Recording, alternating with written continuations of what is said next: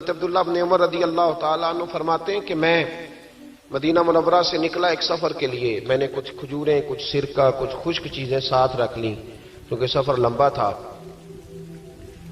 فرماتے ہیں کہ میں ابھی کچھ فاصلہ میں نے مدینے کا طے کیا تو ایک صحرا آیا. دوپہر کا وقت ہو گیا تو میں کھانا کھانے لگا. رمضان کا مہینہ نہیں تھا، محرم سفر کے ایام چل رہے تھے. میری باتیں سمجھ تو آ رہی ہے نا آپ حضرات کو؟ سب کو آ رہی ہے؟ اللہ آپ کو جزا عطا فرمائے. کہتے میں دوپہر کے کھانے کے لیے وہاں رکا. میں نے وہ کھجوریں نکالی، سرکہ نکالا، کھانے لگا تو ایک چرواہا بکریاں چراتا چراتا آ گیا. وہ نوجوان تھا، اس کے چہرے پر میں نے بڑی روشنی دیکھی. غریب آدمی تھا، بکریاں چراتا تھا. ہم لوگ بھی جب کھانا کھانے بیٹھتے ہیں تو کوئی آ جاتا ہے تو اس کو دعوت دیتے ہیں، بھئی آ جا تو بھی کھانا کھا لے. کہتے میں نے اسے کہا کہ میاں آ جا روٹی کھا لو. کہنے لگا نہیں، اللہ آپ کو جزا دے. میرا دل چاہتا تھا کہ کوئی میرے ساتھ کھا لے. اللہ کے بندوں کی خواہش ہوتی ہے نا کوئی مہمان مل جائے. فرماتے میں نے دوبارہ کہا بھئی آ جاؤ کھا لو. کہنے لگا نہیں حضور اللہ آپ کو جزا دے. میں نے دوبارہ تیسری دفعہ اصرار کیا، میاں تھوڑی سی کھا لے. کہنے لگا حضور اصرار نہ کریں، میں نے روزہ رکھا ہوا ہے. آج مزدور جو ہے نا ان سب نے رٹا لگا کے یہ سبق یاد کیا ہے کہ میں چونکہ محنت کرتا ہوں تو میں نہ بھی رکھوں تو خیر ہے. رمضان کے روزے بھی مزدور چھوڑ دیتے ہیں. اللہ کسی شخص پر وہ بوجھ نہیں ڈالتا جو وہ اٹھا نہ سکے. رب بندوں سے پیار کرتے، اسے پتا تھا انہوں نے مزدوریاں کرنی ہیں. مزدور روزہ رکھ کے دیکھے، وہ دیکھے اسے کچھ بھی نہیں ہوگا. حضور نے تو کہا صوم تصحو، تم روزہ رکھو اللہ تمہاری صحت میں اضافہ کر دے گا. یہ تو تندرستی والا کام ہے. کہنے لگا حضور روزہ رکھا ہوا ہے. تو حضرت عبداللہ ابن عمر رضی اللہ تعالیٰ عنہ کہتے ہیں میرے دل میں خیال آیا پتہ کروں کہ صرف روزے دار ہے کہ نیک بھی ہے. صرف روزے دار ہے کہ نیک بھی ہے، صرف نمازی ہے کہ نیک بھی ہے، صرف حاجی ہے کہ اللہ سے بھی ڈرتا ہے. ذرا دیکھوں تو صحیح، آزماؤں. آپ فرماتے میں اٹھ کے قریب گیا، کھانا میں نے کھا لیا تو بکریاں تھی اس کے پاس. 300-400 بکری چرا رہا تھا. تو ایک بکری کی پشت پہ میں نے ہاتھ پھیرا. میں نے کہا بیچو گے؟ بیچو گے بکری؟ کہنے لگا حضور میں چرواہا ہوں، دیہاڑی پہ کام کرتا ہوں، مزدوری لیتا ہوں، ان کا مالک تو کوئی اور ہے. تو آپ فرماتے ہیں میں تو پہلے دیکھنا چاہتا تھا کہ نیک بھی ہے کہ نہیں.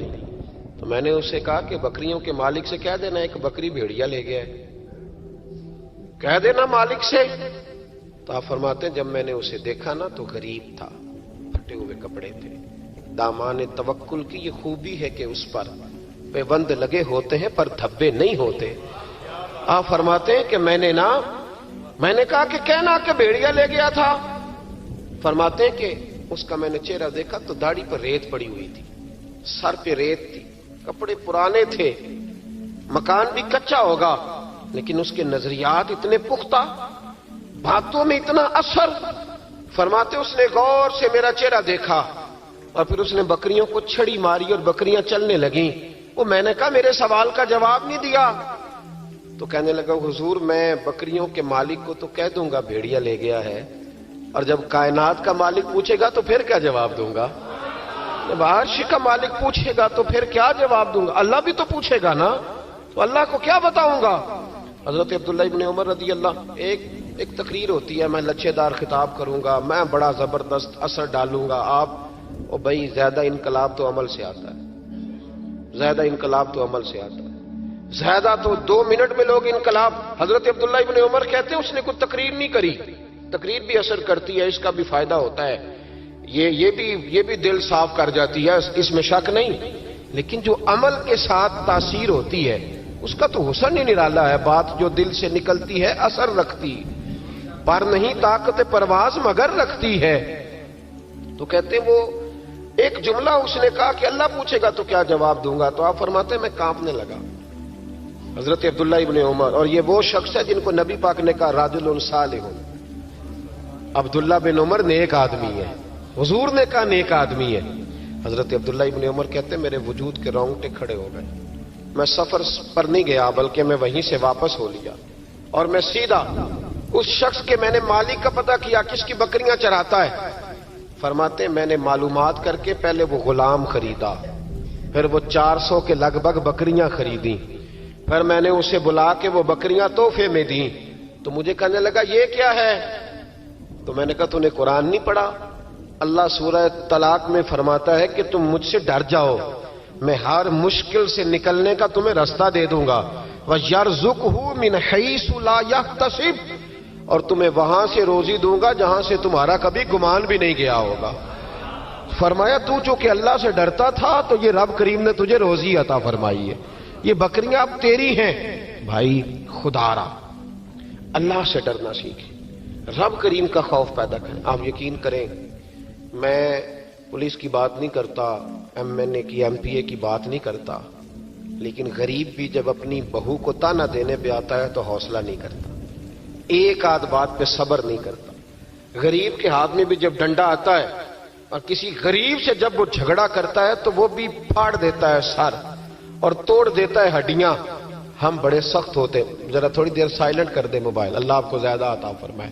سنیں میرے عزیز، خوف خدا پیدا کریں، لفظوں پہ پابندی لگانا سیکھیں، ایسے جملے زبان سے ادا نہ کریں جو سامنے والے کو ساری رات سونے ہی نہ دیں، ایسی باتیں نہ کریں جو اتنی تکلیف کا سبب بن جائیں کہ پھر ہمارے لیے آزمائش ہو جائے آنے والے وقت میں۔ میرے نبی پاک علیہ الصلوۃ والسلام نے ہمیں خوف خدا کا راستہ دکھایا ہے، ہمیں بتلایا ہے۔ پاک صاف زندگی گزارنا چاہتے ہو تو اب سے رب سے ڈرو۔ ایک بزرگ تھے بغداد کے، شیخ حسن ان کا نام تھا۔ وہ جب نماز کی امامت کرتے نا، بغداد کی جامع مسجد کے امام تھے، جب امامت سے فارغ ہوتے تو کہتے اے اللہ میرے شہر کے اس تاجر کی 2 بیویوں پہ اپنا رحم فرما، اے اللہ میرے شہر کے اس تاجر کی 2 بیویوں پہ اپنا۔ تو شاگرد اکثر سنتے کہ ہر نماز کے بعد استاد جی دعا کرتے ہیں۔ شاگرد پوچھتے حضور اس تاجر کی وہ بیویاں، نہ تاجر کا نام نہ بیویوں کا پتہ، تو آپ فرماتے تمہیں کیا، میں دعا کرتا ہوں نا، جس رب کی بارگاہ میں کرتا ہوں اس رب کو تاجر کا بھی پتہ ہے، بیویوں کا بھی پتہ ہے۔ تو ایک دن سارے شاگرد اکٹھے ہو کے بیٹھ گئے، استاد جی آج بتائیں تو صحیح معاملہ کیا ہے، آج ذرا آپ بات تو کریں، معاملہ کیا ہے، وہ کون سا تاجر، کون سی بیویاں؟ تو شیخ حسن فرمانے لگے کہ بغداد کا ایک تاجر تھا، بے اولاد تھا۔ اللہ اکبر۔ تو وہ اکثر تجارت کی غرض سے ملک شام جایا کرتا تھا، اس کی اولاد نہیں تھی، کئی مہینے اسے ملک شام میں رہنا پڑتا تھا۔ اس کے دل میں خیال آیا کہ میں یہاں ایک نکاح ہی نہ کر لوں، میرے پاس اتنی مال و دولت ہے۔ تو وہ گیا، اس نے وہاں جا کے ایک شادی کر لی، مکان بنا لیا، نکاح کر لیا۔ پہلی بیوی کو بتا نہ سکا، یہ جو خواتین ہوتی ہیں بڑی جاسوس ہوتی ہیں، انہیں پتہ چل ہی جاتا ہے، ان کے پاس کچھ ایسے ذرائع ہوتے ہیں، بلکہ میں کہا کرتا ہوں کہ اللہ نے انہیں حیث دی ہوتی ہے۔ یہ وہ جب مشین بنی تھی نا جھوٹ پکڑنے والی، تو اس وقت ایک بڑے دانشور نے کہا تھا، اس نے کہا تھا یہ غلط کیا گورنمنٹ نے مشین بنائی ہے جھوٹ پکڑنے، خاوند کا جھوٹ پکڑنا تھا تو اس کی بیوی سے بات کر لیتے، وہ فٹافٹ پکڑ لیتی ہے، اس کو پتہ ہوتا ہے کہ معاملہ کیا ہے، خاوند کو بھی پتہ ہوتا ہے۔ اور یہ محبت کا رشتہ ہے نا، اس میں نبی پاک صلی اللہ علیہ وسلم نے حضرت عائشہ صدیقہ رضی اللہ تعالی عنہ سے کہا تھا کہ جب تم مجھ سے راضی ہوتی ہے تب بھی مجھے پتہ چل جاتا ہے، اور جب ذرا تیری توجہ اس طرف نہیں ہوتی تب بھی مجھے پتہ چل جاتا ہے۔ یا رسول اللہ کیسے؟ تو حضور فرمانے لگے جب تم مجھ سے راضی ہوتی ہے تو کہتی ہے مجھے رب محمد کی قسم ہو صلی اللہ علیہ، اور جب کسی بات میں تیری توجہ بٹی ہوتی ہے تو کہتی ہے مجھے رب ابراہیم کی قسم ہو۔ تو حضرت عائشہ صدیقہ مسکرا پڑی، کہنے لگی یا رسول اللہ اللہ نے آپ کو بڑا علم عطا فرمایا ہے، وہ تو سارا پتہ چل جاتا ہے۔ تو بیوی پتہ کر لیتی ہے، اسے خبر ہوتی ہے۔ ایسے بھی یہ لباس ہے مرد کا، مرد اس کا لباس ہے، دونوں ہی جانتے ہیں، کمزوریاں بھی خوبیاں بھی۔ تو وہ جب اس دفعہ تاجر آیا نا، تو ایک دفعہ ملک شام سے نکاح کے بعد تو بیوی محسوس کرنے لگی کہ بدلے بدلے سے میری سرکار نظر آتے ہیں، نہ تو کپڑے دھلنے والے ہیں، نہ اس طرح اس کی طبیعت ہے، کوئی معاملہ ہے۔ لیکن فرما بردار بیوی تھی تو ڈائریکٹ شوہر سے سوال نہیں کیا، ایک جاسوس کے ذمہ لگایا کہ ملک شام جا کے پتہ تو کر ماجرا کیا ہے۔ وہ گیا، اس دفعہ جب یہ ملک شام گیا نا چند مہینوں کے بعد دوبارہ، تو وہ پیچھے گیا کہ کہنے لگا کہ میں کچھ بتا نہیں سکتا، تکلیف والی بات ہے، لیکن مسئلہ یہ ہے کہ تیرے خاوند نے وہاں نکاح کیا ہوا ہے، ایک گھر بھی لیا ہوا ہے، ایک بیوی بھی ہے۔ اس نے کہا چلو آتے ہیں تو بات کرتی ہوں۔ لیکن اب کہ جب یہ آیا نا واپس ملک شام سے تو بڑا شدید بیمار ہو کے آیا، شدید بیمار۔ خاتون کہتی ہے مجھے پوچھنے کا موقع ہی نہ ملا، وہ بیمار ہی اتنا تھا، میں نے مناسب ہی نہ سمجھا، تیمارداری کرتی رہی، تندرست ہوگا تو بات کروں گی، اللہ نے موقع نہ دیا، وہ تاجر انتقال کر گیا۔ ادھر دیکھیں نہیں میری طرف، وہ انتقال کر گیا۔ اب عدت گزری تو اس بیوی نے، بغداد والی نے، اس نے اس کا کل مال، چونکہ اور کوئی تھا ہی نہیں، یہی بیوی تھی اور بڑا مالدار تھا، اس نے کل مال جمع کیا اور پھر اس کو آدھے حصے میں بانٹا۔ عدت گزرتے اس نے 2 سواریوں کا بندوبست کیا، اس جاسوس کو ساتھ لیا اور اس بیوی کے پاس پہنچی جو ملک شام رہتی تھی۔ اللہ کرے آپ کو سمجھ آئے۔ اور بھائی یہ کردار مسلمانوں کا ہے۔ ہم آج کل پتہ کیا سمجھتے، کہتے ہو وہ تو بڑے لوگ تھے، وہ بڑے لوگ نہیں تھے، وہ مسلمان لوگ تھے۔ ان کے نام کے ساتھ وہی لفظ لگتا ہے جو ہمارے نام کے ساتھ لگتا ہے۔ وہ بھی نمازی تھے، حاجی تھے، وہ سارا کچھ تھے، بس ہم نے نہ کہہ دیا دلی دور است، ایسی کوئی بات نہیں۔ آج بھی ہو اگر ابراہیم کا ایمان پیدا، آگ کر سکتی ہے انداز گلستاں پیدا، اور تو فضائے بدر پیدا کر، فرشتے تیری نصرت کو اتر سکتے ہیں گردوں سے کتار اندر کتار اب بھی۔ اس نے سارا کچھ رکھا، جاسوس کو ساتھ لیا اور شام، ملک شام پہنچ گئی۔ اس خاتون کو تلاش کیا اور تلاش کر کے کہنے لگی زمانہ نہیں جانتا کہ تو بھی وارث ہے مال کی، پر میں تو جانتی ہوں نا، میں تو جانتی ہوں نا۔ اور یہاں تو میاں لوگ 2 مرلے کے لیے جعلی کاغذات بنوا لیتے ہیں، قرآن اٹھا لیتے ہیں۔ خاتون ہو کے، شیخ حسن کہتے ہیں عورت ہو کے جا کے کہنے لگی کہ یہ چونکہ تیرا مال ہے تو میں آدھا لے کے آئی ہوں، آدھی وارث تو ہے اور آدھی وارث تو رکھ اپنا مال۔ اس خاتون نے آگے بڑھ کے اپنی سوکن کو گلے سے لگایا اور کہنے لگی بی بی اگر تو اللہ سے ڈرتی ہے تو میں بھی اسی رب کی بارگاہ میں سجدہ کرتی ہوں، میں بھی اسی مالک سے ڈرتی ہوں، میں بھی اسی کریم کی ماننے والی کا۔ کیا مطلب؟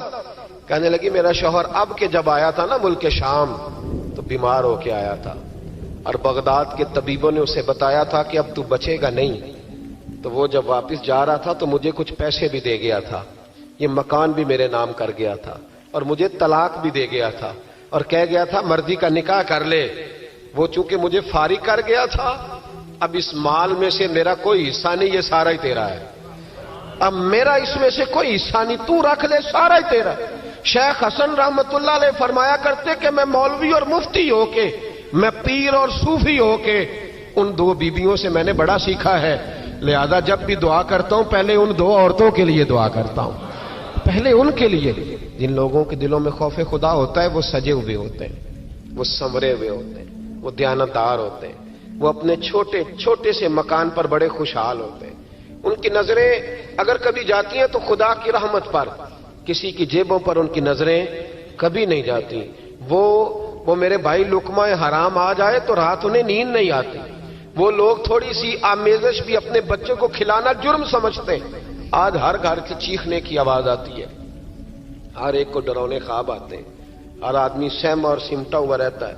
ایک صاحب مجھ سے کہنے لگے پیر صاحب میرے گھر کے کونے سے چیخنے کی آواز آتی ہے، بڑے پیروں کو دکھایا ہے فرق نہیں پڑتا، آپ بھی چلیے۔ تو میں نے کہا یار میں تو عامل شامل نہیں ہوں، لمبا چوڑا تعویذ دھاگا مجھے تو نہیں آتا، ہاں حدیث مبارکہ میں جو وظائف بتائے گئے ہیں تمہیں بتا دیتا ہوں، اس کو پڑھ لو۔ کہنے لگے نہیں جی نہیں، بڑے لوگوں کو دکھایا ہے فرق نہیں پڑتا۔ تو میں نے کہا ہو سکتا ہے پھر جن نہ ہی ہو وہاں پہ۔ کہنے لگے آپ کا کیا خیال ہے؟ تو میں نے کہا اگر کسی یتیم کا مال گھر کے کسی کونے میں لگ جائے تو پھر چیخنے کی آوازیں بند نہیں ہوتی، وہ پھر ہمیشہ آتی، پھر گھر سے خوف آتا ہے۔ اور اگر کسی کے پیسے دبا کے آدمی رات کو سوئے پھر اسے ڈراؤنے خواب آتے ہیں، پھر اللہ اسے تنبیہ کرتا ہے۔ پھر وہ تعویذوں والا مسئلہ نہیں، وہ توبہ والا مسئلہ، وہ استغفار والا مسئلہ، وہ اللہ سے ڈرنے والا معاملہ ہے۔ رب کریم کا خوف، اللہ کا ڈر، یہ انسان کو سجائے گا، یہ سنوارے گا۔ ہم مسلمان ہیں، ہر دوسرا لفظ ہمارا یہ ہوتا ہے کہ ہمارا رب ہمیں دیکھ رہا ہے، ہر دوسرا لفظ یہ ہوتا ہے کہ مر جانا ہے، وقت آنے والا ہے، ہر دوسرا جملہ یہ ہوتا ہے کہ قیامت میں اللہ حساب کتاب کرے گا۔ تو بھئی جب ہر دوسرے فقرے پہ یہ بات بولتے ہو تو پھر بدلنا کب ہے؟ پھر سچ کب بولنا ہے؟ پھر دیانتداری کب کرنی ہے؟ اگر یہ پاک ہے کہ مر جانا ہے، کنفرم ہے، پھر اس کی تیاری کب کرنی ہے؟ پھر اس کے لیے پروگرام کب بنانا ہے؟ جس آدمی نے ایک ہفتہ بعد عمرے پہ جانا ہے وہ ٹکٹ آج کرائے گا یا ابھی کرائے گا؟ شام کو جانا ہو تو ہفتہ پہلے کرائے گا نا. تو یہ کس طرح کا جانے والا ہے جو کہتا ہے اس وقت تیاری کروں گا جب پکا پتہ چل جائے گا کہ شام کو مر جانا ہے. اللہ کا خوف ہمیں سجائے گا، ہمیں سنوارے گا. زندگی میں بڑی بہاریں ہم نے دیکھ لی، بڑے رنگ دیکھ لیے، بڑے لوگوں کو اپنے ہاتھوں سے دفن کیا، بڑی باتیں ہمیں آتی ہیں، بڑی کہاوتیں ہم جانتے ہیں. کسی کو 30 سال ہو گیا علماء کی تقریریں سنتے، کسی کو 40 سال بیت گئے خطاب سنتے، کسی کو 15 سال ہو گئے بات سنتے. تو بدلنا کب ہے؟ اب اس بات پہ عمل کب کرنا ہے؟ کیا تقریریں سننا ایک رسم کا نام ہے؟ کیا یہ محافل اس لیے سجائی جاتی ہیں کہ ذرا پوسٹر شائع ہو جائیں، مولانا کی فوٹو آ جائے؟ کیا اس لیے یہ سارے کام کیے جاتے؟ تبدیلی کب آئے گی؟ کب ہم اپنے ذہن کو بدلیں گے؟ کب ہم تیار ہوں گے کہ بس بھئی اب ختم دنیا کی دوڑ سے باہر، اب مسجد میں کب آئیں؟ کس وقت وہ وقت آئے گا جب جمعے والے دن لوگ پرچیاں ڈالیں گے کہ آج مسجد کی صفائی میں نے کرنی، آج مسجد میں جھاڑو؟ وہ وقت کب آئے گا جب نبی پاک صلی اللہ علیہ وسلم نے کہا تھا کہ تمہیں پہلی رکعت، ادھر دیکھو میری طرف، کیا معاذ اللہ تعالی ہم ان باتوں کا بھی اس کان سے سن کے ساری زندگی دوسرے کان سے نکالتے رہیں گے؟ کیا رسول پاک علیہ السلام سے ہمارا اس طرح کا رشتہ ہے کہ بات سنی اور ٹال دی؟ کیا اسی طرح زندگی گزاریں گے؟ وہ وقت کب آئے گا جب نبی پاک علیہ السلام نے فرمایا تھا کہ اگر تمہیں پہلی صف کے ثواب کا پتہ چلے تو تم قرآن اندازی کرو؟ کب قرآن اندازی ہوگی؟ کب؟ یا موٹر سائیکل کی قرآن اندازی میں تو 50,000 کا مجمع ہو جاتا ہے. یہاں محفل، اب تو اللہ تعالیٰ محفل والوں کو توفیق ہدایت عطا کرے، وہ عمرے کے ٹکٹ کے لیے لوگوں کو باندھ کے رکھتے ہیں. وہ میں کہتا ہوں بس کرو یار، ٹکٹ دینا ہے تو اپنے امام مسجد کو دے دو چپ کر کے، کسی غریب کو دے دو، عمرہ کار آئے. اب عمرے کے ٹکٹ کے لیے لوگوں کو بٹھاؤ گے محفل میں، جس نے آنا وہ خدا کے لیے آئے یا محمد مصطفیٰ کے لیے آئے. خبردار کسی اور لالچ کے لیے کوئی نہ آئے. یہ تو خیر کا کام ہے، یہ تو چپ کر کے دینا چاہیے.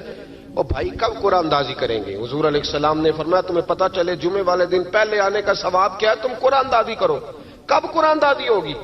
کب؟ رسم سمجھ لیا ان سب باتوں کو؟ بس ٹھیک ہے، ایک بڑا زبردست آج میں نے خطاب سنا جی 1.25 گھنٹہ، پھر کیا اثر ہوا اس کا؟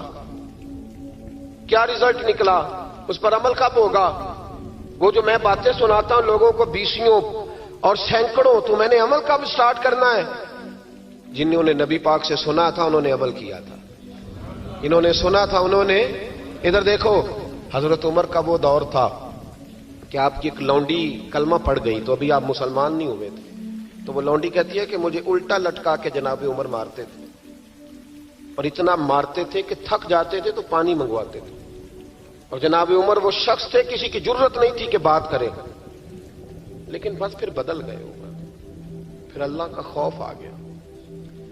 پھر جو شخص کبھی نہیں رویا تھا وہ بات بات پہ رونے لگا، جو کسی کے آگے نہیں جھکا تھا وہ چھوٹے چھوٹے لوگوں سے معافیاں مانگنے لگا.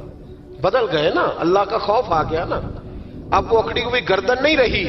اب مسجد میں بھی آ کے یہ نکاح کے پیچھے ہٹو، تمہیں پتہ نہیں میں چودھری ہوں، یہ میری جگہ ہے.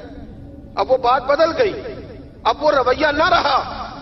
حضرت عمر فاروق رضی اللہ تعالیٰ عنہ، اور اس وقت تو ایک قبیلے کے سربراہ تھے، نہ صرف ایک قبیلے کے.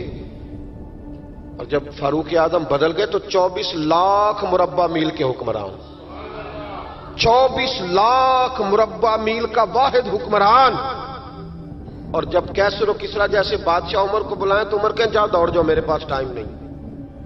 اور ایک دن رات کو چہرے پہ نقاب ڈال کے نا تو مسجد کی گلیاں گھوم رہے تھے عمر فاروق، مدینے کی گلیاں گھوم رہے تھے. 1-2 گلیاں رہ گئیں تو فجر کا وقت ہو گیا. تو حضرت عمر اپنے غلام سے کہنے لگے نماز پڑھ لیتے ہیں اور باقی 2 گلیاں بعد میں گھوم لیں گے. حضرت عمر نے امامت کرائی تو نقاب اسی طرح چہرے پہ. ایک گلی سے گزر رہے تھے تو ایک بوڑھی اماں بیٹھی ہے خیمے میں، بوڑھی کچھ چہرے سے پریشان لگتی ہے. تو حضرت عمر غلام سے کہنے لگے اسے پوچھو کیوں پریشان ہے؟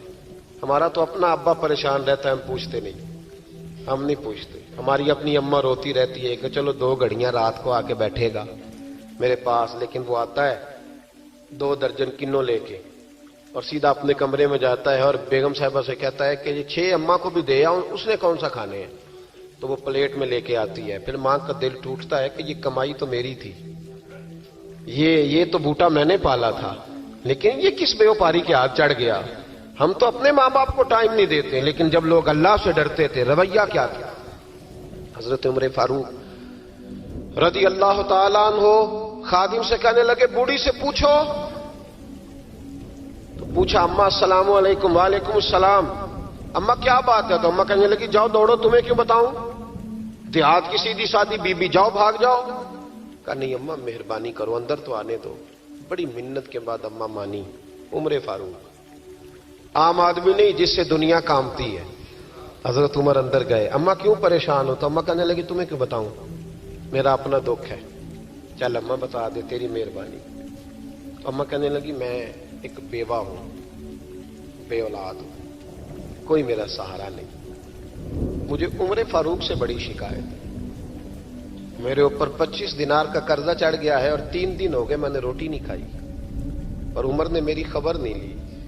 حضرت عمر کو پتہ چل گیا لوارث ہے، اس کا کوئی 2 4 10 ہزار ووٹ کوئی نہیں، ایک کو میکے سے 6 مربے نہیں لے کے آئی، ایک اکیلی تنے تنہا۔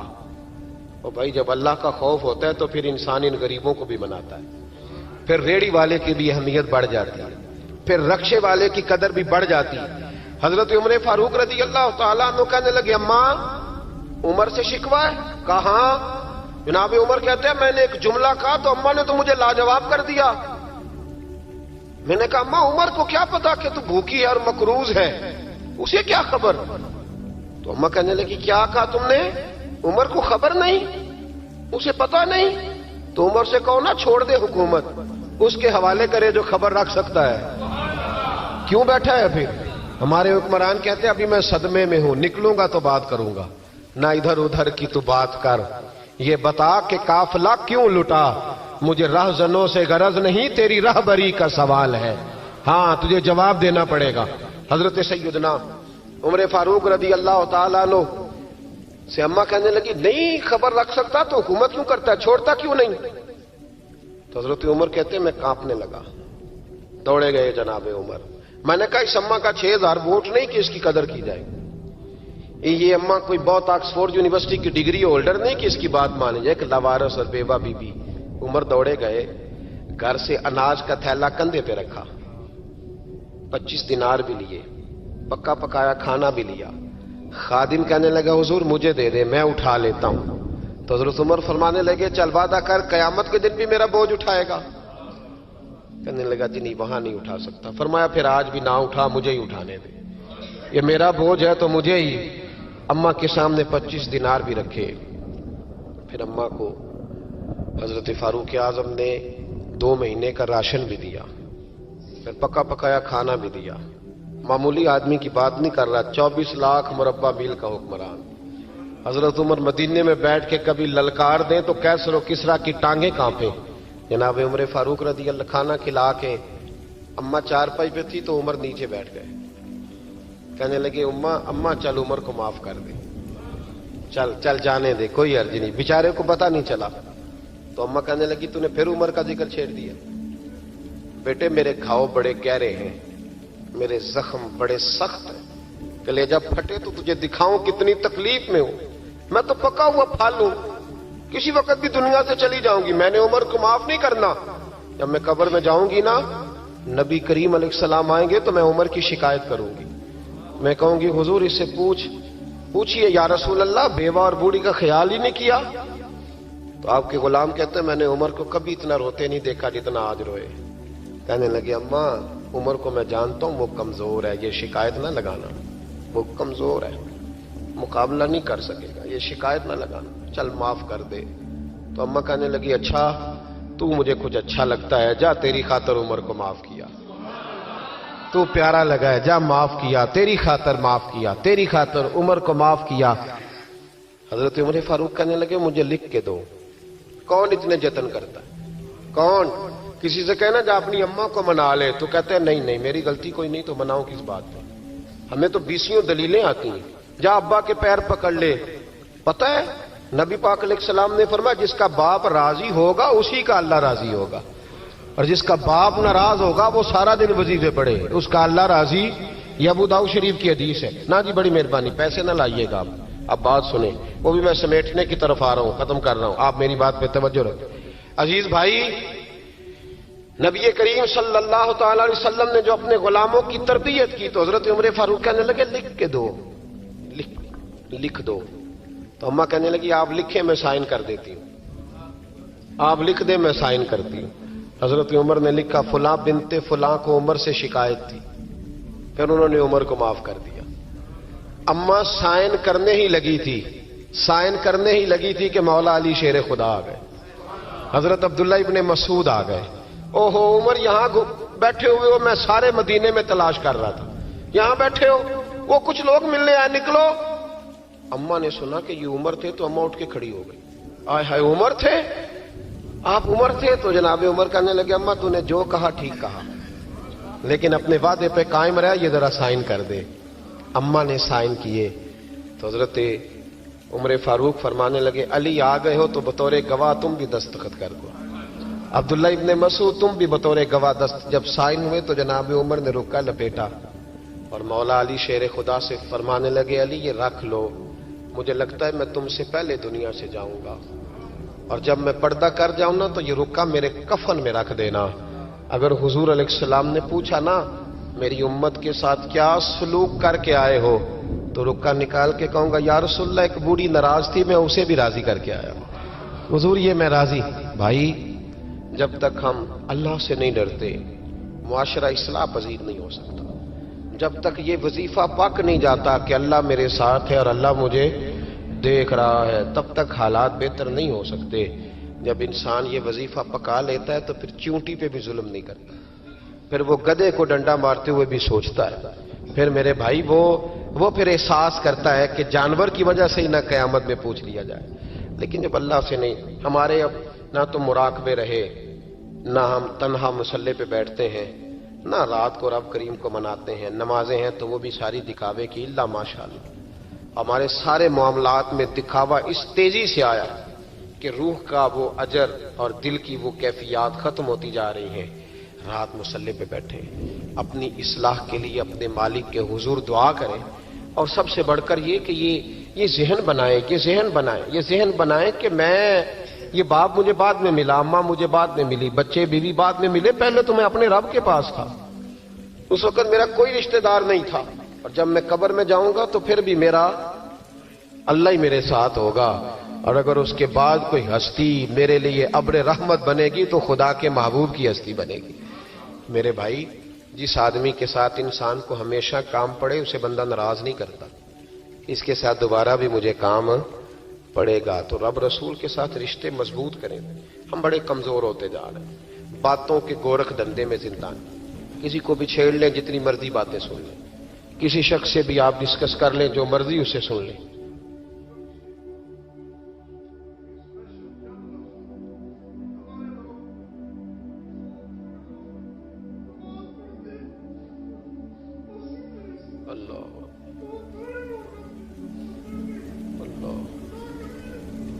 اللہ دیکھیں یہ کتنا جذبہ ہے. میرا خیال ہے میری تقریر کی تو ضرورت ہی نہیں، ان کے آنسوؤں کو ہی ہمیں مسجد میں لے آنا چاہیے. میرا خیال ہے یہ یہاں گفتگی کی تو حاجت ہی نہیں. آئیں گے مسجد میں آپ لوگ؟ ہلکا پھلکا ہی انشاءاللہ کہا ہے آپ نے. چلو پکے نمازی کئی دفعہ کہتے ہیں ہمیں نہیں انشاءاللہ کہنے چاہیے، سیدھے پہلا بھی ہونے ہیں. او بھائی کہہ دیا کریں، مہربانی کریں کہہ دیا. آئیں گے انشاءاللہ تعالی. ایک بات سن لو ایک بات. انہوں نے رخ موڑ دیا ورنہ میں بات کسی اور طرف کر رہا تھا. نبی پاک صلی اللہ علیہ وسلم کی حدیث ہے مسند امام احمد بن حنبل، فرمایا من ترک صلاۃ متعمدا، جس نے نماز چھوڑی جان بوجھ کے، فقط کفر. حضور فرماتے ہیں اس نے تو رب کے رب ہونے کا انکار کیا. اللہ کے حضرت غوث اعظم رضی اللہ تعالیٰ عنہ نا، ادھر دیکھو میری طرف. اصل مصیبت یہ ہے، ایک صاحب نے مجھے آ کے کہا میرے لیے دعا کریں میرا نماز میں دل نہیں لگتا. تو میں نے کہا نماز آپ کا مسئلہ ہی نہیں، نماز مسئلہ ہی نہیں آپ کا، مسئلہ اہمیت ہے. مسئلہ میں اپنے کسی سنگی کو فون کروں نا کہ 12 بجے آ، تو اگر تو میری کوئی اہمیت اس کی نظر میں ہوگی تو 12 بجے آ جائے گا کہ نہیں آئے گا؟ صحیح بتائیں. اور اگر میری اہمیت نہیں سمجھے گا تو آئے گا؟ میں نے کہا مسئلہ دل لگنے کا نہیں. دل تو کئی دفعہ بندے کا پیسوں میں بھی نہیں لگتا تو پھر چھوڑ جاتے ہیں لوگ دولت. کئی دفعہ بچوں کے ساتھ بھی دل نہیں لگتا، وہ چاٹ ہو جاتا ہے تو چھوڑ دیتے ہو. مسجد میں دل نہیں لگتا تو میں نماز نہیں پڑھتا. مسئلہ دل کا ہے ہی نہیں, مسئلہ اہمیت کا ہے. حضور غوث پاک نماز پڑھ کے, عصر کی نماز پڑھ کے باہر نکلے تو ایک نوجوان گلی میں کھڑا تھا. تو حضور غوث پاک فرمانے لگے تو بڑا دلیر ہے بھائی, بڑا دلیر ہے تو, بڑا. کہنے لگا حضور میں تو کمزور ہوں, یہ آپ کیا کہہ رہے ہیں؟ فرمایا بڑا دلیر ہے تو. اس نے کہا کیا ہوا؟ حضور غوث پاک فرمانے لگے مجھے تو کوت والے شہر بلائے, SHO بلائے تو مجھے جانا پڑتا ہے, نہ جاؤں تو ڈر آتا ہے, اور تجھے رب نے بلایا تھا تو گیا ہی نہیں. بڑا دلیر ہے, تیرا خیال ہے دیکھ لوں گا. او بھائی خدا را, نماز کی تو کلیریفیکیشن ہی کوئی نہیں. کوئی دیکھے نا, ہمیں وہ وقت یاد رکھنا چاہیے نا کہ حضرت سلمان فارسی فرماتے ہیں کہ حضور کو تکلیف تھی قدموں میں, بظاہر حضور کو سخت بخار تھا, بظاہر بڑی کمزوری تھی, پر پتہ ہے نبی پاک کا مسجد سے پیار کتنا تھا. حضور نے فرمایا میں نے کئی نمازیں گھر پڑھی ہیں, مجھے مسجد لے جا. تو فرماتے ہیں کہ ایک طرف حضرت قسم بن عباس نے پکڑا تھا, ایک طرف مولا علی شیر خدا نے, اور حضور نے کندھوں پہ ہاتھ رکھے, اور جب مسجد آ رہے تھے تو میری آنکھیں برس پڑی, اس لیے کہ مقدس قدم صفوں کے ساتھ لگ رہے تھے. بظاہر کمزوری تھی, پھر بھی مسجد میں آ کے 17 نمازیں رسول پاک نے پڑھی. وہ کیسا مسلمان ہے جس کا مسجد سے پیار نہیں؟ حضرت بابا فرید گنج شکر سے ایک شخص نے کہا تھا میرا دل سخت ہو گیا, تو آپ نے اس کے ہاتھ میں جھاڑو دے دیا. کیا کیا؟ بول کے بتائیں جی. اب لوگ سمجھتے ہیں بابا صاحب کے دربار پہ جاؤ, خوب قوالی سنو, واپسی پہ شکر لے آؤ, چھٹی, بابا صاحب راضی. جھاڑو دیا بابا صاحب نے. تو کہنے لگا حضور اس کا کیا کروں؟ فرمانے لگے جہاں مسجد نظر آئے نا جھاڑو دینا شروع کر دیا کر, اللہ تیرے دل کو صاف کر دے گا. اٹھ فریدا ستے آتے جھاڑو دے مسیت, تو ستا ہے رب جاگدا تیری ڈاڈے نال پرید. مسجد کا مزاج بنائے, مسجد سے محبت کرے. میں سفر پہ جاتا ہوں نا, جب واپس لوٹتا ہوں نا تو میں سنگیوں سے کہتا ہوں کہ میں ذرا مسجد سے دیکھ لیتے ہوں میری مسجد کا کیا حال ہے. مسجد ایک حسن ہے, ایک وفا ہے جس کا بڑا دل ٹھنڈا کرنے کو دل کرے نا. میرے ایسا وظیفہ بتایا کرتے تھے, ایک شخص کہتا حضور اندر بڑا تکبر ہے, تو فرمانے لگے مسجد کے باتھ روم دھویا کر. جی نہیں تسی نہیں غور کیتا میری گل تے, کام ہی بابا اوکھا دسیا میں مسجد کے. اس نے کہا کیا ملے گا؟ تو آپ فرمانے لگے یہ نہیں سمجھنا کہ یہاں چودھری آتا ہے, یہ نہیں سمجھنا میرا شریک آتا ہے, سمجھنا یہاں اللہ کے مہمان آتے. اور بندے کا گھر سمجھ کے تو ہم یہ کر ہی نہیں نہ سکتے گھر کس کا ہے, تو پھر کوئی دقت تو نہیں نہ ہونی چاہیے. یہ جب آتا ہے نا رمضان شریف, الحمدللہ کچھ لوگ کہتے ہیں کہ میں ان کا پیر بھی ہوں, کچھ کہتے ہیں کہ آپ ہمارے استاد بھی ہیں, اور پیار کرنے والوں کی تعداد تو بے شمار ہی ہے. لیکن میں مسجد کی دریوں کے لیے خود بلاتا ہوں دوستوں کو, بچوں کو کہتا ہوں آپ مل کے دھو لیں. تو مجھے کہتے ہیں استاد جی اتنے بندے 7 پوتے 17 پوتے, بابا اجے بھی کاک ہوتے, آپ یہ کیا کر رہے ہیں؟ تو میں کہتا ہوں کہ میں ہاتھ لگاؤں گا تو سارے دوڑ کے آ جائیں گے, اور مجھے بڑا مزہ آتا ہے. کبھی یہ کام کر کے دیکھیں. اور اگر اس سے بھی زیادہ سکون لینا ہو تو جو طالب علم ہے نا مدرسوں میں پڑھتے, ان کو روٹی کھلا کے دیکھیں, ان کے کبھی ساتھ بیٹھیں. ہمارے تو ہم محتمم کہتے ہیں جی میں تو کبھی مدرسے سے لنگر چکھیا ہی نہیں. میں محتمم ضرور ہوں, میں نہیں کبھی چکھیا, میں نیک آدمی ہوں. تو میں کہنا تو چکھیا کر, تین پتہ لگے کہ جی تک کھاندے نہیں ہو. ہاں وہ چکھیا کر, وہ تو تسی کھاندے ہی نہیں. آپ کے بچے تو ککڑ کڑائی کھاتے ہیں, وہ تو غریبوں کے بچے ہیں جو پتلی دال کھاتے ہیں. اس لیے مسجد سے پیار کریں, مدارس سے پیار کریں, مسجد کا کبھی ناغہ نہ کریں, مسجد کا کبھی ناغہ نہ کریں. امام شافعی فرمایا کرتے تھے جو لوگ مسجدوں میں آنے جانے کے عادی ہوتے ہیں, مسجد قیامت کے دن انہیں ڈھونڈتی پھریں گی کہ یا اللہ جی آیا کرتا تھا اسے بلا. مسجدیں ڈھونڈیں گی, آئیں گے انشاءاللہ تعالی. نوجوان بالخصوص توجہ کریں مسجد کی طرف. جوانی میں عادت نہ بنے تو بڑھاپے میں بالکل نہیں بنتی. جوان نماز پڑھے گا تو بڑھاپے میں عادت ہوگی. اللہ تعالیٰ سمجھنے کی توفیق عطا فرمائے.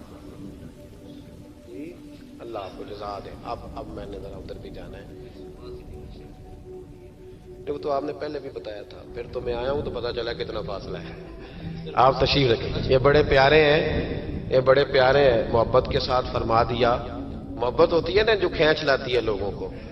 تو یہ گئے تو جو بچہ ترتیب دیتا ہے تو اس نے کہا نہیں مشکل ہے, چونکہ مشغولیت کافی زیادہ 3 دنوں میں, تو میرے پاس آئے. تو بس طبیعت میں رنگ اس طرح کا تھا, میں کیا وہ انہوں نہ کریے اس بندے نے, جائیں گے انشاءاللہ. ان کا فائدہ یہ ہوا کہ کتنے کتنے اچھے لوگوں سے ملاقات ہو گئی. اور یہ بزم مجھے اس لیے بھی یاد رہے گی اور یہ ہمیشہ یاد رہے گی، کسی شخص نے رو کے کہا ہے کہ لوگ نمازی بن جائیں. آپ یقین کریں میں بڑا راضی ہوا اس بات سے. یار کوئی رو کے کہہ دے، وہ کوئی بھی ہو، دل ٹھنڈا ہو گیا، روح ٹھنڈی ہو گئی. اللہ آپ کو سلامت رکھے. حضرت صاحب بن ناجیہ رضی اللہ تعالیٰ عنہ نبی پاک صلی اللہ علیہ وسلم کے ایک صحابی تھے. یہ طبرانی کی روایت ہے. تو وہ کہتے ہیں نبی پاک کی بارگاہ میں آ کے کہ یا رسول اللہ، جو دور جاہلیت میں کسی نے نیکی کی تھی اس کا بھی اجر ملے گا؟ تو حضور نے فرمایا کیوں، تو نے کیا کیا؟ عرض کرنے لگے یا رسول اللہ میرا اونٹ گم ہو گیا تھا، تو میں ڈھونڈتے ڈھونڈتے پہنچ گیا، ایک بوڑھے کے پاس مجھے اونٹ مل گیا. ایک روایت میں ایک اونٹ ہے، ایک میں دو اونٹ ہیں. تو مجھے وہ اونٹ مل گئے. تو میں نے اس شخص کے پاس، ابھی میں بیٹھا ہی تھا کہ کسی بچے کے رونے کی آواز آئی. تو وہ بوڑھا کہنے لگا دیکھو اگر بیٹا ہے تو رکھ لیتے ہیں، بیٹی ہے تو زندہ دفن کر دیتے ہیں. تو کہتے ہیں میں نے ان سے کہا کہ تم دفن نہ کرو، مجھے دے دو. فرماتے ہیں انہوں نے پھر مجھ سے قیمت مانگی تو میں نے وہ اونٹ دے دیے. میں دو تین اونٹ دے کے وہ بچی لے آیا. پھر میں وہ لوگ ڈھونڈنے لگا جو بچیاں دفن کرتے تھے، میں انہیں قیمت دیتا اور بچیاں لے آتا.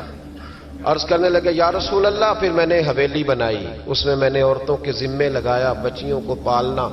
360 بچیوں کی میں نے جان بچائی ہے.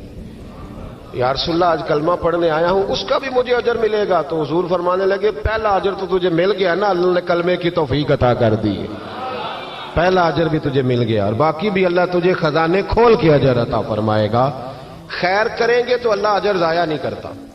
اللہ اجر ضائع، لیکن خیر کی عادت بنائیں، شر سے ہمیشہ بچیں.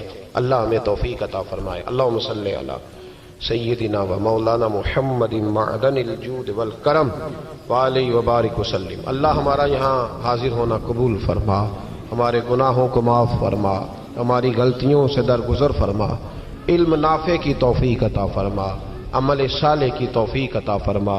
اے مالک کریم مسجدوں کی رونق کو دوبالا فرما، گناہ کے اڈوں کو برباد فرما. مالک کریم نیکی کرنے اور نیکی پھیلانے کا ذریعہ بننے کی توفیق عطا فرما. اے عرش و فرش کے مالک اپنے محبوب علیہ السلام کے رستوں کا ہمیں مسافر بنا، حضور کی تعلیمات پر عمل کی توفیق عطا فرما. اللہ عالم اسلام کے حق میں رحمت والے فیصلے فرما. برما کے مجبوروں کی مدد فرما، کشمیر اور فلسطین کے مظلوموں کی مدد فرما. پاکستان کو نظام مصطفیٰ صلی اللہ علیہ وسلم کا گہوارہ بنا. اے اللہ سجدوں کا ذوق عطا فرما، عبادتوں کا شوق عطا فرما، تلاوتوں کی لذت عطا فرما. اے مالک کریم زندگی تقوی کے نور والی اور موت کلمہ اسلام پہ نصیب فرما. اللہم انا نسألک العفو والعافیۃ فی الدین والدنیا والآخرہ. رب اغفر وارحم وانت خیر الراحمین. بڑا خدمت گزار مرید تھا، مزدوری کرتا تھا، غریب تھا. تو 6 بیٹیاں تھیں اس کی. حضرت صاحب کے پاس روز آ کے کہتا حضور بچیوں کے لیے دعا کرے، اللہ کوئی اسباب پیدا کر دے. ایک بچی کی شادی کا خرچہ 1000 دینار ہے اور میں غریب ہوں. حضرت صاحب دعا کر دیتے. خانقاہ شریف کے تھوڑے ہی فاصلے پر حضرت جہاں بیٹھ کے مریدوں کی تربیت کرتے تھے، اس سے تھوڑا ہی فاصلے پر نا ایک عیسائی رہتا تھا، بڑا مالدار تھا، بڑی سارے اونٹ گائیں بھیڑ بکریاں رکھی ہوئی تھی، اور حضرت شرف الدین رحمت اللہ علیہ کی بڑی مخالفت کرتا تھا. اور یہ جو آپ کا غریب مرید تھا یہ اس کا پڑوسی تھا. ایک دن بلا کے نا ان کو کہنے لگا کہ تو کدھر جا کے جو ہے وہ ٹکرے مار رہا ہے، وہاں سے کچھ نہیں ملنے والا. وہ تجھے کیا دیں گے جن کی خانقاہ خود چندے پہ چلتی ہے، مدرسہ چندے پہ چلتا ہے، مسجد چندے پہ چلتی ہے، تیری بیٹی کا معاملہ کہاں حل ہوگا؟ تو اس درویش نے کہا کہ تو میرے پیر کو نہیں جانتا، تو مجھے میرا محبوب نہیں ڈٹھا، تو پتہ نہیں نا، تو اس رستے کا مسافر نہیں، تو نہیں جانتا. ان کا بس چلے نا تو وہ ہر قیمت میں میری بیٹیوں کی شادی کرا دیں. اب وہ عیسائی تھا، کہنے لگا اچھا چلو ٹھیک ہے، اگر اتنی بات ہے نا تو جاؤ ان سے جا کے کہہ دو کہ 6 سال کے لیے میرے ساتھ معاہدہ کر لیں، وہ میرے جانوروں کو چارہ ڈال دیا کرے، 6 سال ڈیوٹی کرے، میں 6000 دینار دے دیتا ہوں. وہ میرے ساتھ 6 سال میرے جانوروں کو چارہ ڈالے، رکھتے ہیں نا آپ چارہ ڈالنے کے لیے ایڈوانس پیسے دے کے. اب تو لوگ انہیں بھی غلام ہی بنا لیتے ہیں، بڑی تھوڑی تنخواہ دیتے ہیں، ظلم کرتے ہیں، پورا معاوضہ نہیں دیتے. حضرت شیخ شرف الدین کے بارے میں وہ کہنے لگا جا اپنے پیر سے جا کے کہہ کہ میرے جانوروں کو 6 سال چارہ ڈالے، میں 6,000 دے دیتا ہوں، تو جو کہتا ہے ہر قیمت پہ جانے کو تیار ہے۔ اس نے جب یہ بات کی تو مرید نے ناراض ہو گیا، وہ لڑائی ہو گئی، گریبان پکڑ لیا، جھگڑا ہوا، بات بڑی دور گئی۔ اس طرح کی بات کرتا میرے حضرت کے بارے میں، تیرے جیسے کئی میں وہاں کام پہ رکھا دوں۔ جب وہ بڑی بحث ہوئی، بات محلے میں علاقے میں پھیل گئی، دنیا نے سن لی تو شیخ شرف الدین تک بھی پہنچ گئی۔ اس طرح جھگڑا ہوا ہے۔ لوگ سو گئے عشاء کی نماز کے بعد، حضرت صاحب نے سر پہ کپڑا لیا، اس عیسائی کے دروازے پہ دستک دی، وہ باہر آیا، فرمانے لگے لوگ تو سوچ سمجھ کے ملازم رکھتے ہیں، تو نے بھی تو سوچ ہی لیا ہوگا، تبھی تو مجھے آفر کی ہے، تو اپنی آفر پہ قائم ہے، واقعی مجھے رکھ لے گا اور 6,000 دینار دے دے گا؟ کہنے لگا جا بابا کام کر اپنا۔ فرمایا نہیں، تو نے اتنے لوگوں میں بات کی، اتنی بحث ہوئی، تو قائم ہے؟ کہنے لگا میں تو قائم ہوں پر آپ نے نہیں قائم رہنا۔ فرمایا میں سوچ سمجھ کے آیا ہوں۔ اس نے کہا آپ ڈیوٹی کریں گے، بھینسوں کو چارہ ڈالیں گے؟ فرمایا ایک شرط، بس جب اذان ہو جائے نا تو مجھے رب کی نماز پڑھنے کی اجازت دے دینا، باقی صبح و شام جو تو کہے گا۔ اگر اس غریب کی بیٹیاں بیائی جائیں تو مجھے اور کیا چاہیے، اس کی 6 بیٹیوں کا بوجھ ہے اس کے سر پہ، تو مجھے رکھ لے۔ اللہ اکبر۔ وہ کہنے لگا چلے پہ میرے ساتھ خط بندگی کر لیں، آج کل ہم اسٹام کرتے ہیں، اس زمانے میں خط بندگی ہوتا تھا، غلامی کا خط، قاضی شہر کے پاس، یعنی اس کا خیال تھا کہ چلو اسٹام کی بات کروں گا تو بھاگ جائیں گے۔ فرمایا چل میں تیار ہوں۔ قاضی تک گئے، طے ہو گیا، 6,000 دینار دے دیے۔ حضرت نے مرید کو بلایا، فرمایا پتر یہ لے جا، جا میری بیٹیوں کو روانہ کر دے۔ کہنے لگا حضور یہ کیا کر رہے ہو آپ، کچھ سوچیں۔ فرمایا یار جب تجھے بیٹا بنا لیا تو پھر میری پوتیاں تو لگتی ہیں نا، میرا حق تو بنتا ہے نا، جا کے ڈیوٹی کر، ان کو بیاہ دے۔ بات پھیل گئی، بادشاہ بھی عقیدت مند تھا، وہ 12,000 دینار لے کے پہنچا۔ کیا بتاؤں ان رب کے بندوں کا دل کیسا ہوتا ہے، کیا درد ہوتا ہے، کیا رنگ۔ 12,000 دینار لے کے بادشاہ آیا اور آ کے حضرت کو پیش کیے کہ حضور آپ دیں اس عیسائی کو ڈبل دیں اور جائیں کام کریں۔ آپ فرمانے لگے تو پیسے دے، شرطیں نہ لگا، میرا جہاں دل کرے گا میں خرچ کروں گا، مجھے تو مزہ ہی اب آنے لگا ہے، ابھی تو لطف آ رہا ہے، ابھی تو ذائقہ آیا ہے کچھ کرنے کا، پیسے دینے ہیں تو دے، پابندی نہ لگا، جہاں میرا دل کرے گا میں۔ اس نے کہا حضور ٹھیک ہے رکھ لے۔ حضرت نے فجر مسجد میں پڑھی، جیب میں 12,000 دینار تھے، اعلان فرمایا بھی کسی اور کی بیٹی بھی بیٹھی ہے تو پیسے میرے پاس ہیں۔ وہ 12,000 دینار بھی بانٹ دیا، اور 12,000 دینار بانٹ کے نہ تو پھر چلے گئے کھیت میں چارہ کاٹنے۔ اس عیسائی کو کسی نے بتلایا کہ ان کے پاس تو 12,000 آیا ہے پر تجھ سے جان نہیں چھڑائی انہوں نے، کہ وعدہ یہ ہوا تھا کہ 6 دیں گے تو جائیں گے، جب تک دیں گے نہیں تیرے گھر میں کام کریں گے۔ وہ نہ چارہ کاٹ رہے تھے، حضرت صاحب تو وہاں پہنچ گیا، دور جا کے کھڑا ہو گیا، کہنے لگا بابا پہلے تو میں نے مسلمانوں کے اخلاق سنے تھے، اب تو میں نے دیکھ بھی لیے، پر یہ بتا جب 12,000 آیا تھا جان کیوں نہیں چھڑائی؟ تو حضرت چارہ کاٹتے کاٹتے رو پڑے، فرمانے لگے تو نہیں نہ جانتا یہ بیٹیاں سانجی ہوتی ہیں، پتہ نہیں نا، میرے رسول پاک نے تو حاتم تائی کی بیٹی کے سر پہ کپڑا رکھ کے کہا تھا بیٹیاں برابر ہوتی ہیں، تو یہ نہیں پتا جب اس کی 6 بیٹیوں کی شادی ہوئی ہے میرے اندر روحانیت کتنی بڑی ہے۔ فرمایا پھر 12,000 آیا ہے تو 2-4 بچیاں پھر گئی ہیں، تجھے نہیں پتا میں اندر سے راضی کتنا ہوں، میں تیری نوکری کرتا رہوں گا، پتہ نہیں اللہ کتنی بیٹیوں کو بیاہ دے گا۔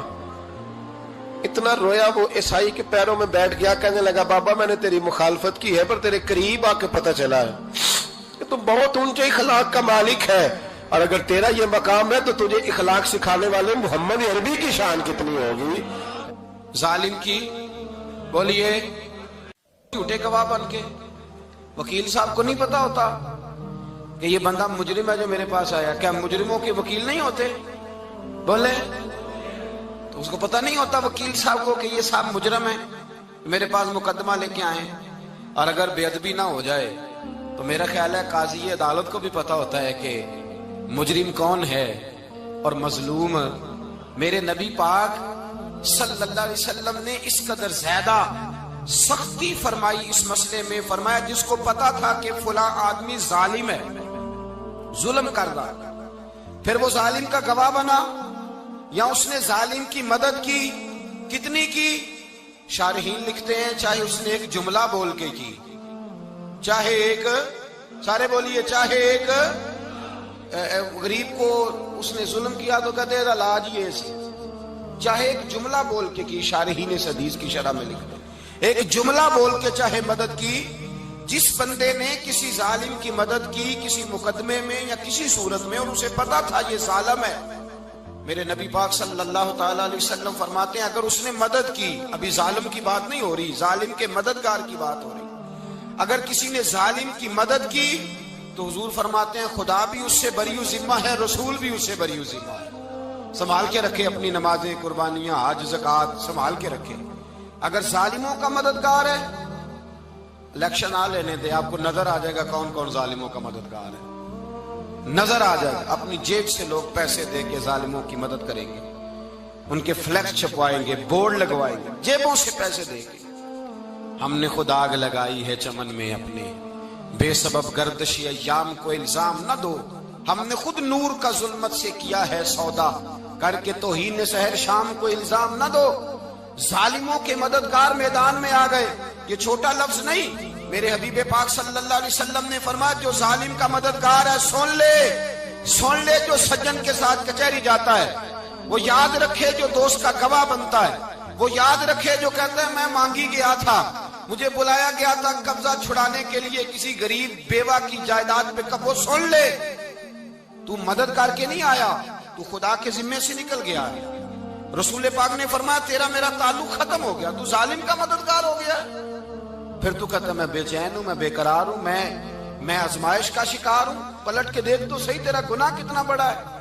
میرے نبی پاک صلی اللہ علیہ وسلم کا ایک اور فرمان سن لیں، ابن ماجہ ابو داؤد میں موجود ہے، اس حدیث کو آپ نے یاد کر لینا ہے، کر لیں گے انشاءاللہ، سارے کہیے انشاءاللہ، کر لیں گے یاد۔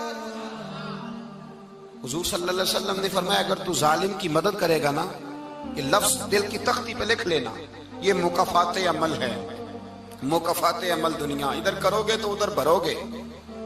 فرمایا اگر تو کسی ظالم کی مدد کرے گا، سن لے حضور کا فرمان ہے، اگر تو ابن ماجہ ابو داؤد سیاہ میں موجود ہے، فرمایا اگر تو کسی ظالم کی مدد کرے گا تو رب تعالیٰ مرنے سے پہلے تیرے اوپر بھی ظالم کو مسلط کر دے گا، تیرے اوپر بھی ایک دفعہ ظلم ضرور ہوگا اگر تو ظالم کی، وہ کسی صورت میں بھی ہو سکتا ہے، کسی صورت میں تیرا بیٹا ہی اٹھ کے ظلم کر دے گا، تو الجھ جائے گا، کسی نہ کسی جگہ تیرے لیے تباہی کا سامان ہوگا، تیرے اوپر ظلم ہوگا، اس لیے کہ تو ظالموں کا مددگار ہے۔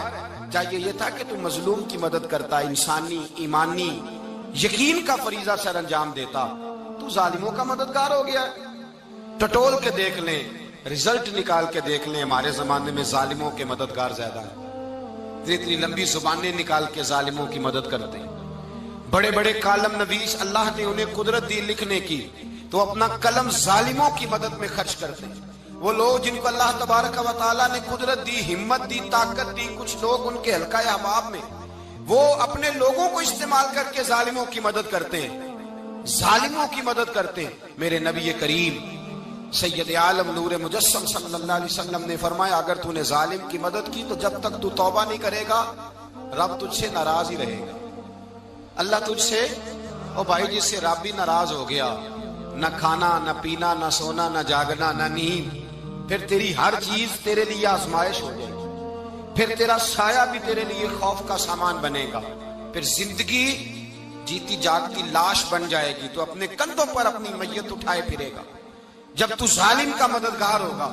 اور نبی پاک صلی اللہ علیہ وسلم نے فرمایا ظالموں کا مددگار بھی ظالم ہوتا ہے، ظالموں کا مددگار بھی، سارے بولے ظالموں کا مددگار بھی، نہیں کو نہیں، آپ سارے نہیں بولے، ایک دفعہ بولے ظالموں کا مددگار بھی، پکی بات ہے، ظالموں کا مددگار بھی۔ اللہ اکبر، جس کا یارانہ ہو، جس کا دوستانہ ہو، جو کہے میں نے نا اس کو اوکھے ویلے کے لیے ظالم کو یاد رکھا ہوا ہے، کبھی مشکل میں رکھے نہیں ہوئے لوگوں نے ظالم دوست، کہتے میں نے رکھے ہوئے ہیں، بلکہ ہمارے دیہات میں تو کہتے ہیں میں نے بازو بنائے ہوئے ہیں۔ کس کو بازو بنا لیا؟ ظالم بھی کبھی بازو ہوتا ہے، جو ظلم کی تلوار لیے میدان میں کھڑا ہے۔ قارون، حامان، فرعون، نمرود کا حال نہیں لوگوں نے دیکھا؟ اپنے زمانے میں آپ نے کتنے لوگ نہیں دیکھے جن کے سائے سے، آواز سے لوگ کانپتے تھے؟ फिर पुलिस की गाड़ियों में वो इस तरह मुर्दा पड़े कि दुनिया ने तमाशा देखा उनका। ये रंग हमने देखे नहीं अपने आंखों से। फरमाया जालिम का मददगार भी, जो कार में बिठा के लेके गया वो भी जालिम, जिसने चाय पिलाई वो भी, जिस शख्स ने खाना खिलाया वो भी, जो कचहरी तक साथ गया वो भी, जिसने फ्लेक्स के नीचे बड़े शराबी के नीचे छोटी अपनी फोटो लगाई वो भी, जो वोट की पर्ची डालने गया वो भी। कह देना बाहर निकल के कि हजरत साहब ने सियासी तकरीर की है, कह देना, पर बात तो सच्ची है ना। खू करे हम तो से थोड़ा सा गिला भी सुन ले, खू करे हम तो से थोड़ा सा भी गिला। इमाम मालिक के पास एक बंदा आया, उसने कहा हुजूर मैं दर्जी हूं, एक जालिम बादशाह मुझसे कपड़े सिलवाता है, मैं तो जालिमों का मददगार नहीं ना। एक जालिम बादशाह मुझसे, हुजूर मैं तो मददगार नहीं ना जालिमों का। जो फरमाया जालिमों का मददगार भी जालिम होता है, तो कपड़े लेके आता है, मैं सी के दे देता हूं, जिम्मेदारी नहीं। ये एक आदमी दुकानदार है, उससे कोई बंदा चीज खरीदने आएगा तो थोड़ी कहेगा मैंने नहीं देनी, तो देगा। कोई बंदा अगर किसी शख्स से कोई काम कहता है जो उसकी फील्ड है, उसका शोबा है, उसका मुआश का वो सिलसिला है, कहते हैं या रसूल अल्लाह सल्लल्लाहु अलैहि वसल्लम जालिमों का मददगार भी जालिम, हुजूर ने फरमा दिया। तो इमाम मालिक से बंदे ने मसला पूछा, दिल की तख्ती पे लिखने वाली बातें हैं। कहा हुजूर मैं दर्जी हूं, जालिम कपड़े सिलवाते हैं, मैं तो मददगार नहीं ना। इमाम साहब कहने लगे नहीं, मददगार तो वो होगा जो तुझे सुई धागा फराम करेगा, तू तो पूरे कपड़े सी के देता है, तू तो खुद बहुत बड़ा जालिम है। तो पूरे सूट सी के देता है, तू तो बहुत बड़ा जालिम खुद है। मददगार तो वो होगा जो तुझे धागा देगा, जो तुझे बटन देगा, जो तुझे नलकी देगा। जो जालिम से इतनी नफरत जुल्म करके बनता है, यहां तो हमारे जमाने में हीरो बन जाते हैं लोग। जालिम हीरो है, लोग उससे डरते फिरते हैं, घूमते फिरते हैं, और बहुत सारे कम मिजाज लोग उसके पीछे हाथ बांध के फिरते हैं। जालिमों की मदद करना, जालिमों के साथ रहना, ये जुल्म है, जुल्म, ये ज्यादती है। मेरे नबी पाक सल्लल्लाहु ताला अलैहि वसल्लम ने इरशाद फरमाया, याद रखो रब फरमाता है मैं मजलूम की मदद जरूर करूंगा, चाहे जल्दी करूं चाहे देर से करूं, मैं मजलूम की मदद। और हुजूर सल्लल्लाहु अलैहि वसल्लम ने फरमाया है, हजरत माज बिन जबल कहते हैं हुजूर ने मुझे यमन का गवर्नर बनाया।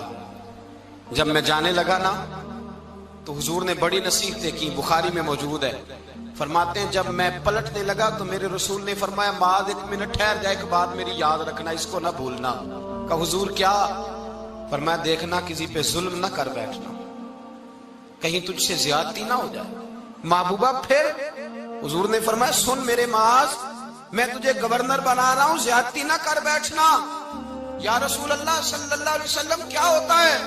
तो मेरे करीम ने फरमाया जब मजलूम दुआ के लिए हाथ उठाता है तो अर्श का मालिक कहता है फरिश्तों पीछे हट जाओ। अर्श का मालिक कहता है फरिश्तों पीछे